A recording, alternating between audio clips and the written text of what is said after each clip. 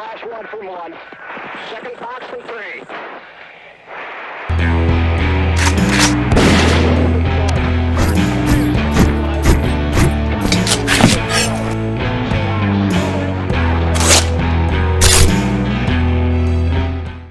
Mondays are rough for everyone. And if you think there can't ever be enough middle fingers or coffee for your Monday, think about this dude.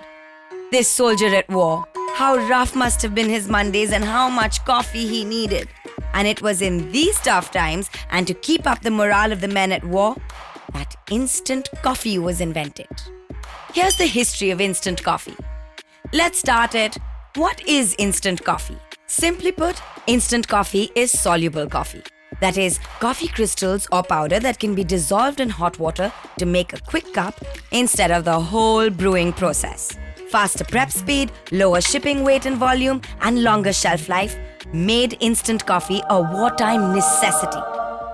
And necessity is the mother of all inventions. The first instant coffee actually dates back to the times of the American Civil War in 1851. It was so important in war that the word coffee was more present in soldier diaries than the words war, bullet, cannon, slavery, mother, or even Lincoln. It was George C. Washington, an American inventor of Belgian descent, who developed his own instant coffee process and made the first commercial brand of it in 1910, just before World War I. The US entered the war in 1917 and the demand for instant coffee shot up stratospherically. Soldiers stirred it into hot water and gulped from tin mugs and called it a cup of George.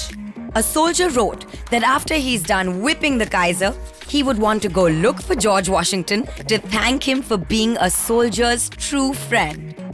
By the end of war, towards October 1918, the president was trying to procure almost 37,000 pounds a day, while the national production was only 6,000 pounds. It was just before World War II, in 1937, when Nestle scientist Max Morgenthaler invented a new instant coffee making method by mixing carbohydrates and spray drying coffee beans. The new product is named Nescafé.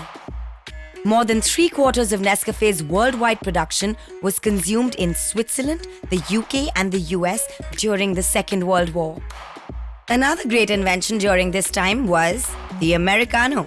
The American soldiers couldn't stand the strong espresso during their wartime stint in Italy, so they started adding hot water to dilute the espresso. A far more refined version of instant coffee was developed after World War II using wartime technology. The high vacuum process, initially used to produce penicillin, blood plasma, and streptomycin for US military use, was applied to coffee for high vacuum freeze drying. In 1954, Nescafé developed a method to produce instant coffee using only coffee, minus the carbohydrates for stabilization like before. Instant coffee as we know it today. And so, the coffee continues to be the greatest weapon of mankind. What cannot be cured must be endured with coffee.